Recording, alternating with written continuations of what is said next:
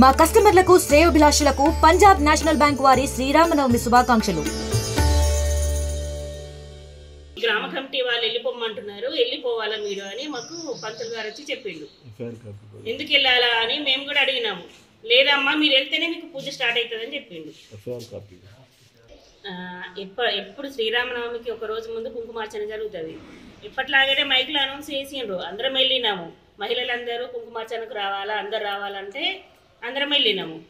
ఎప్పట్లాగానే అందరం మేము పూజా సామాగ్రి అన్నీ తీసుకొని మంగళహారతులు పట్టుకొని వెళ్ళినాము. గుళ్ళకు వెళ్ళిన తర్వాత ఒక 1 అవర్ కూర్చున్నాము. 1 అవర్ కూర్చున్న తర్వాత అందరూ పంతులు రాలేడు, పంతుల కోసం వెయిట్ చేసినాము. అయితే పంతులు మళ్ళీ కొద్దిసేపటికి మేము కూర్చున్న తర్వాత ఒక ½ అన్ అవర్కి వచ్చి ఏమన్నాడంటే, అమ్మ మీరు బయటకు వెళ్ళిపోవాలా, మీరు అంటే ఎందుకు వెళ్ళిపోవాలా అని మేము అడిగినాము. అంటే మీరు వెళ్ళిపోతేనే కుంకుమార్చన పూజ స్టార్ట్ అవుతుందట, మీరు వెళ్ళిపోవాలా అని చెప్పిండు. అయినా కూడా మేము అట్లనే కూర్చున్నాం బాధపడకుండా. మేము ఎందుకు వెళ్ళాలా, మేము వెళ్ళాము. పంతులు వచ్చి చెప్తే మేము ఎందుకు వెళ్తాము, ఎవరన్నా వచ్చి చెప్పుమాను అని కూడా అన్నాము. అన్నా కూడా వెళ్ళిపోవాలి, మీరు కంపల్సరీ వెళ్ళిపోవాలా, వెళ్ళిపోతేనే పూజ స్టార్ట్ అవుతుందట అని అంటే చాలా బాధపడకుండా అక్కడ నుంచి బయటకు వచ్చేసి ఇంటికి వచ్చినాము. మా తర్వాత ఇంకా మళ్ళీ వేరే వాళ్ళు కూడా వస్తున్నారు. ఇక వాళ్ళకు ఫోన్ చేసి చెప్పినాము, మమ్మల్ని బయటకు గెంటేసారు, మిమ్మల్ని కూడా బయటకు గెంటేస్తారు, మీరు రాకండి అని మా వాళ్ళకు కూడా చెప్తే వాళ్ళు కూడా రాలేదు. మొత్తం ఎంత ఉంటారు మీ గౌడ పోలీసులు? 32 మంది, 35 మంది ఉన్నాం మొత్తము.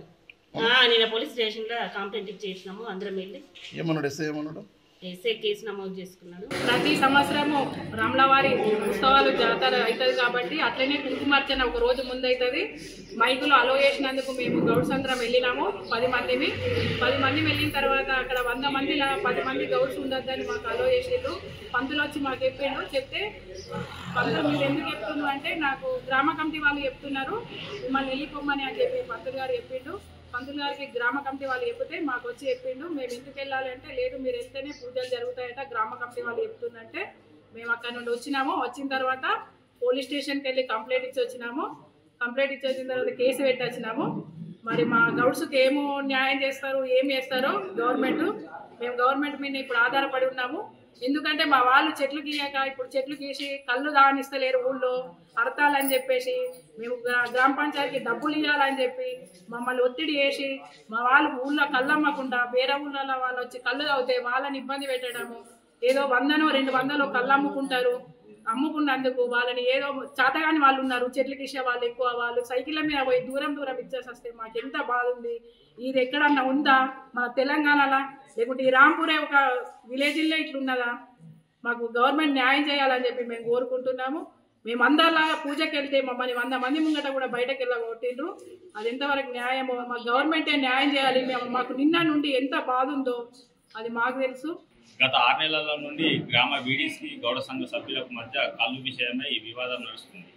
ఇందులో భాగంగానే స్థానికంగా మొన్న శ్రీరామనవమి జాతర సందర్భంగా గ్రామ ప్రజలందరూ కుంకుమార్చనలోకి పాల్గొనాలని గ్రామ కమిటీ వారు అనౌన్స్ చేశారు. దానిలో భాగంగా మా గౌడ సంఘం మహిళలందరూ కుంకుమార్చన కార్యక్రమంలో పాల్గొనాలని నిన్న ఆలయానికి శ్రీరామనవమి సందర్భంగా ఆలయానికి వెళ్ళారు.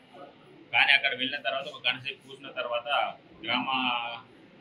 ఆలయ పూజారి గారు మాకు గ్రామ కమిటీ వారు మీ గౌడ సంఘం మహిళలందరూ వెళ్ళిపోతేనే పూజా కార్యక్రమం నిర్వహిస్తాము, లేకుంటే మేము నిర్వహించమని 100 మంది ముంగట వారు చెప్పి మీరు వెళ్ళిపోతేనే ఇక్కడ పనులు చేస్తాం, ఇక్కడ మేము చేయమని మా గౌడ సంఘం మహిళలు చాలా అవమానకరంగా వాళ్ళు అందరి ముంగట హేళనగా మాట్లాడి వారిని బయటకు పంపించడం జరిగింది. దీన్ని దృష్టిలో పెట్టుకుని మా గౌడ సంఘ మహిళలు అందరూ నిన్న స్థానిక పోలీస్ స్టేషన్లో కంప్లైంట్ ఇచ్చారు. దీనికి ఎస్ఐగా స్పందించి తగిన చర్య తీసుకుంటామన్నారు. దయచేసి ఈ కాలంలో గుడి దేవుడు అందరి వాడు, కానీ కొందరికి దేవుడానికి సంబంధం చేసి అట్లా అంటగాని ప్రయత్నాలు జరుగుతుంది. గ్రామ కమిటీ వారు మరి దీన్ని మరీ ఇట్లా నిరంకుశర పాలన చేసి దేవుని కట్టించు రానియకుండా చేస్తున్నారంటే ఇది ఎంతవరకు అరాచకం, ఎంత పరాకర్షకు దారితీస్తుందో ప్రజలు ఆలోచించాల్సిన అవసరం ఉంది. మా ఊర్లో గత 6 నెలల నుంచి ఇదే విధంగా మమ్మల్ని సదాస్తూ వస్తున్నారు ఈ గ్రామ కమిటీ. అదేవిధంగా ఈరోజు మా మహిళల్ని కూడా గుడిలోకి రాకుండా, గుళ్ళు పూజ జరగకుండా అడ్డుపడి బయటకు పంపించేసింది. గత 6 నెలల నుంచి ఇలాగే నడుస్తుంది.